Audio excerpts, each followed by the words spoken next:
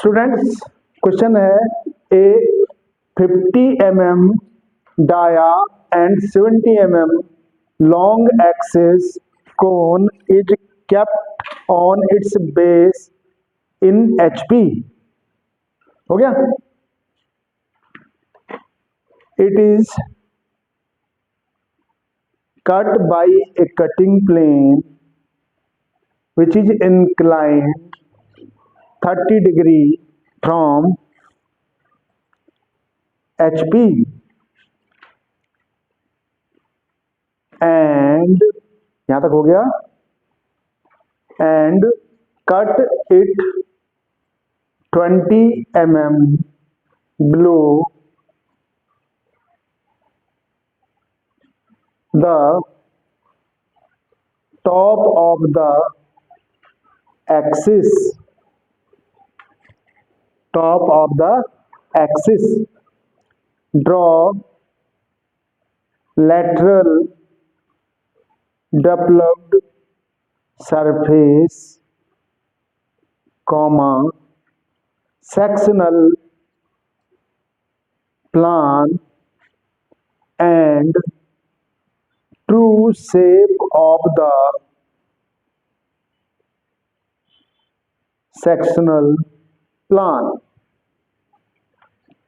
and true shape of the sectional plan।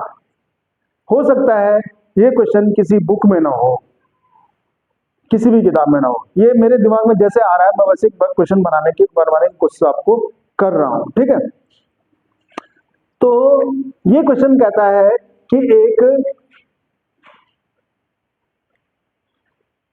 50 mm dia का कोन है जिसकी एक्सिस की ऊंचाई 70 mm है। ये है कोन और ये इसकी एक्सिस की ऊंचाई हो गई यहां से यहां तक की, ये हो गई बच्चों 70 mm। ये कह रहा है कि इसको एक्सिस के, ये टॉप ऑफ द एक्सिस है, टॉप ऑफ द एक्सिस ये है पॉइंट, इस पॉइंट से 20, जय इधर देख ले, इस पॉइंट से 20 mm नीचे, अर्थात यहां से 50 कहें या यहां से 20 नीचे, ये इतनी दूरी ये हो गई सपोज 20 mm। एक 20 mm नीचे एक काट समतल द्वारा काटा गया है जो कि HP से, अगर मैं इसे यहां ले आऊं तो ये 30 अंश का कोण बनाए, जो कि HP से 30 अंश का कोण है। तो मैं कोण यहीं पे बनाता हूं, आपने देखा होगा मैं हमेशा कोण यहां पे बनाता हूं, क्योंकि ये 30 का अगर यहां बनेगा और ये पैरेलल लाइन, ये पैरेलल लाइन, तो ये भी 30 का बनेगा ऑटोमेटिकली। तो मैं इसलिए हमेशा 30 का कोण यहां पे बनाता हूं, 20 mm नीचे लेके लाइन खींचूंगा और यहां पे 30 का कोण बना दूंगा। अब मैंने जब इसे बनाया, 30 का कोण से काट दिया, तो काटने के बाद क्या होगा वो आप देखिएगा। 30 के कोण पे काटा तो यहां पर एक इस तरह की आकृति प्राप्त होगी आपको, ओवल शेप। ये हो गई sectional elevation.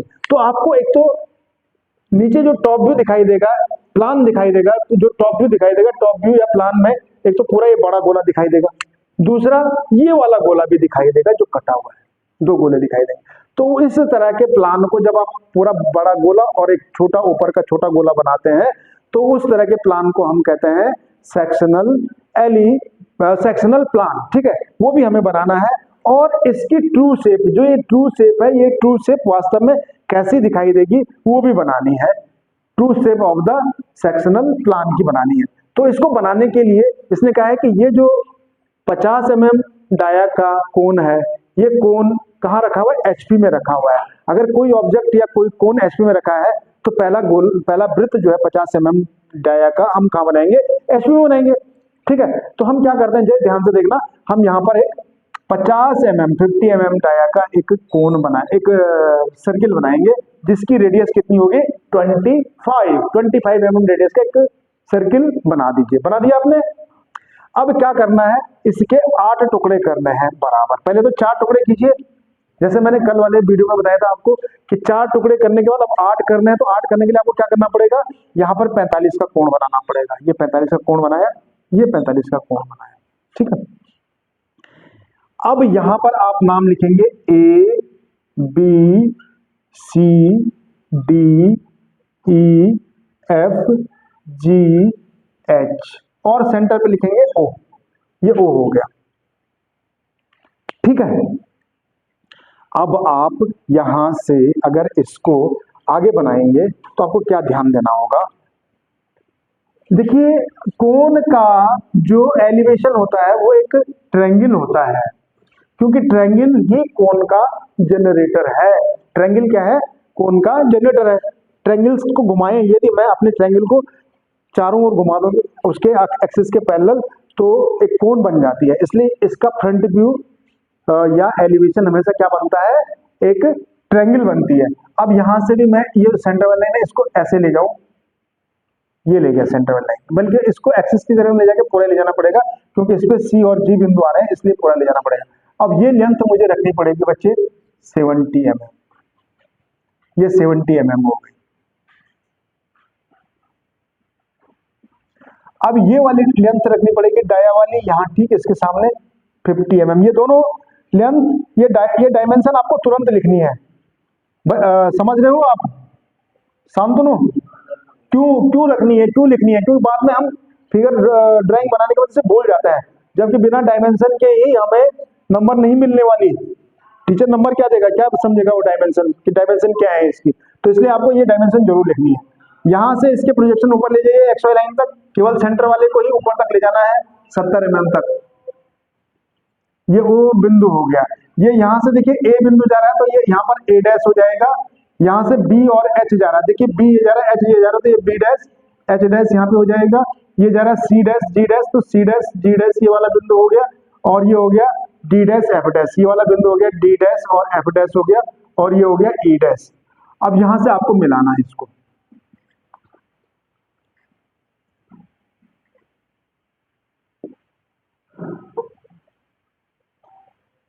B dash H dash, ठीक है, ये हो गया।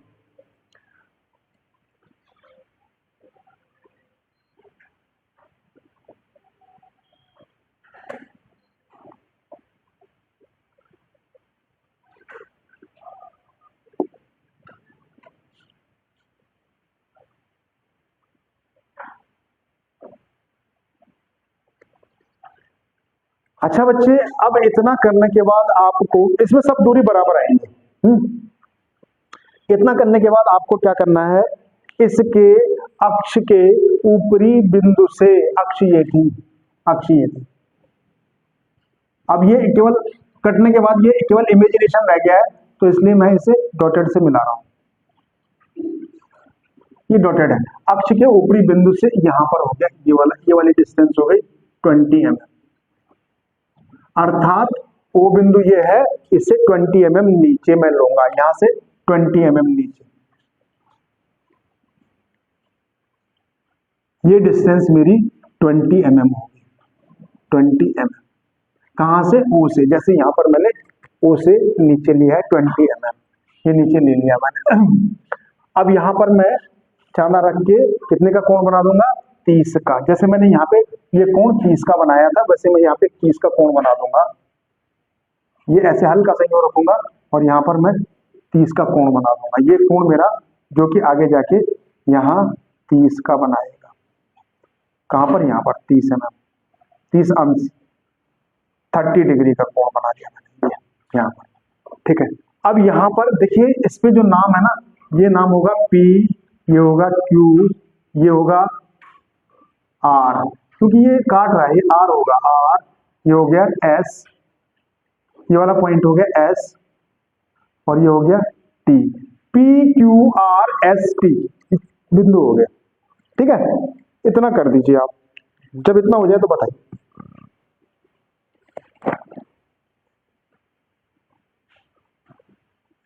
कितना हो गया,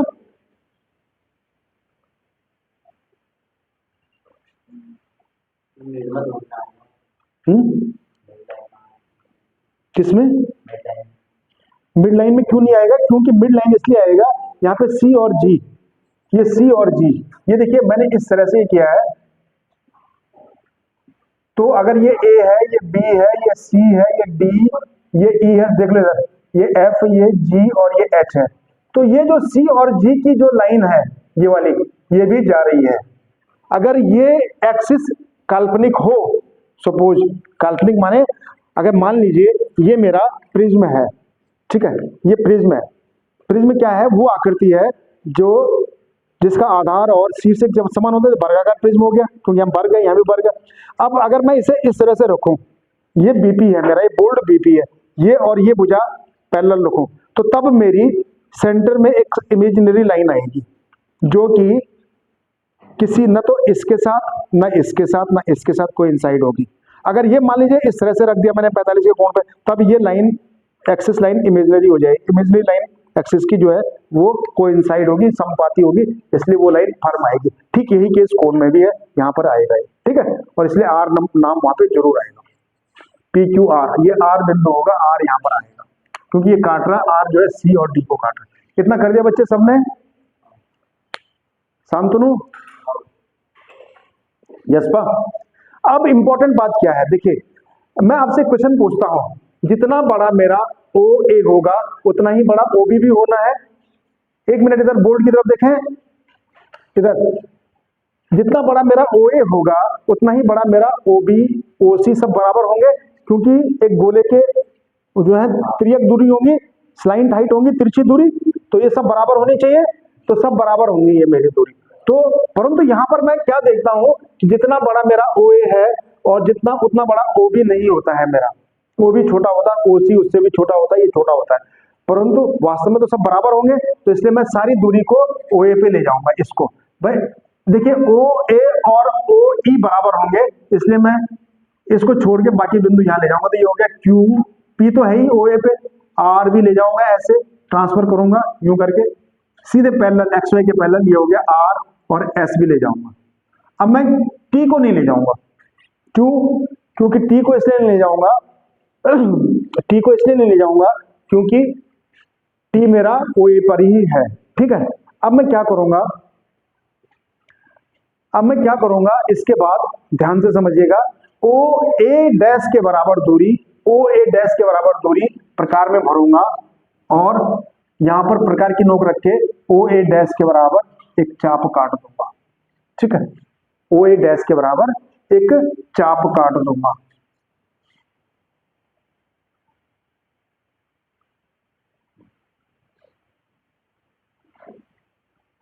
अब इस चाप के मुझे कितने हिस्से करने हैं?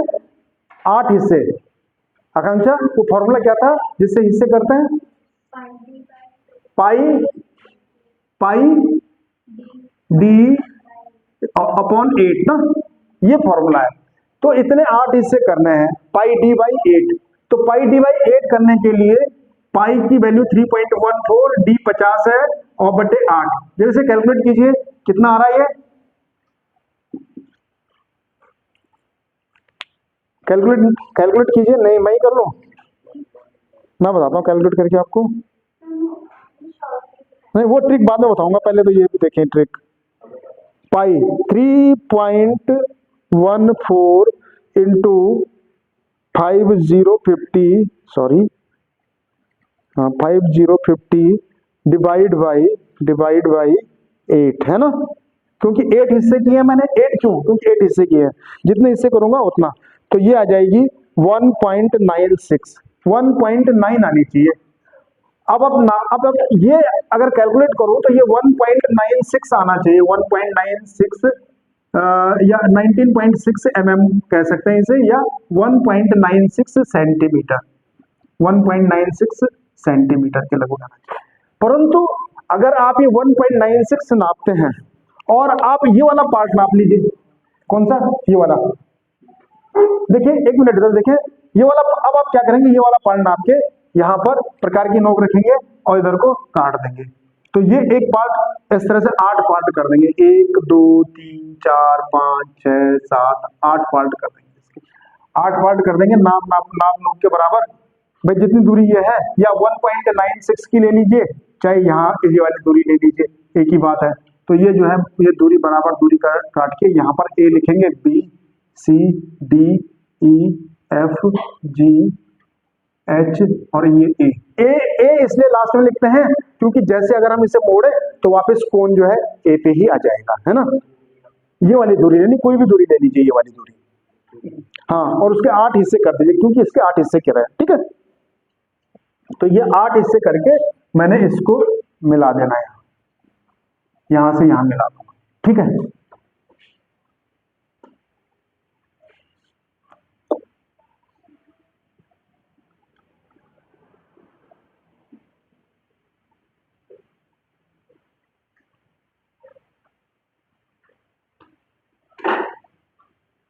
ये मिला दीजिए, मिला दिए, 8 के 8 हिस्से मिला देने हैं। और फिर मैं क्या करूंगा, इसको जो ये दूरियां हैं इन दूरियों को यहां भरूंगा, क्यों, ठीक है बच्चों। इधर देखें, अब मैं क्या करूंगा, ओ से लेकर के पी तक की दूरी भरूंगा, जैसे अभी हमने पहले क्वेश्चन में किया था, अभी आपको क्वेश्चन कराया था ना तिरछी दूरी वाला। तो इधर देखें, ओ से लेकर के पी तक की दूरी प्रकार में भरे, और ये पी किसका है, ओ ए का है, तो यहां पर ये होगा P1 और ओ ए यहां भी है, ये वाली दूरी होगी P2। अब ओ से लेकर क्यू तक की दूरी भरे, ये दूरी भरी बच्चे, इधर को ये Q1 हो गई और ये Q2 हो गई। ऐसे ओ से लेकर के R तक की दूरी भरनी है, और किस पे काटनी है, R तक की दूरी किसकी है, CG की है, तो ये हो गई R1 और इधर हो गई R2। अब O से लेकर के S तक की दूरी भरनी है और इधर काट देनी है, ये हो गई S1 और ये हो गई S2। और फिर T की दूरी, O से लेकर T तक की दूरी सीधे भर दीजिए, O से लेकर T तक की दूरी, क्योंकि जितना बड़ा मेरा OA है उतना ही बड़ा OE है, बराबर ही होंगे। तो O से लेकर T तक की दूरी भरी और OE पे काट दी T। अब यहाँ पर इंपॉर्टेंट बात यह है, इसे हाथ से मिलाना है, क्यों, क्योंकि ये क्या है, कोण है, यहाँ पे कर्व स्केल से नहीं मिलाया जाएगा, हाथ से मिलाया जाएगा इस तरह से। यहाँ पर कर्व शेप में लाना है इसे, टी बिंदु पे ऐसे तिरछा मत मिलाना, थोड़ा कर्व शेप में लाना।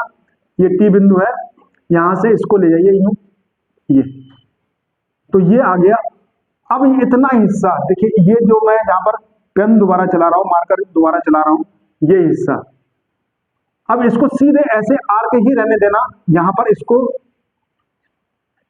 और किसी तरह से नहीं मिलाएंगे।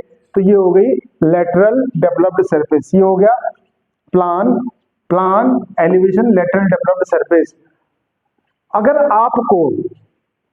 आपको सेक्शनल एलिवेशन और ट्रू शेप बनानी है तो आप मुझसे इस नंबर पे संपर्क कर सकते हैं, 90 45 10 28 60। ये मेरा पर्सनल नंबर है, या मेरी क्लास में भी आ सकते हैं। ये वीडियो ऑफ कर दीजिए। ट्रू शेप और प्लान बना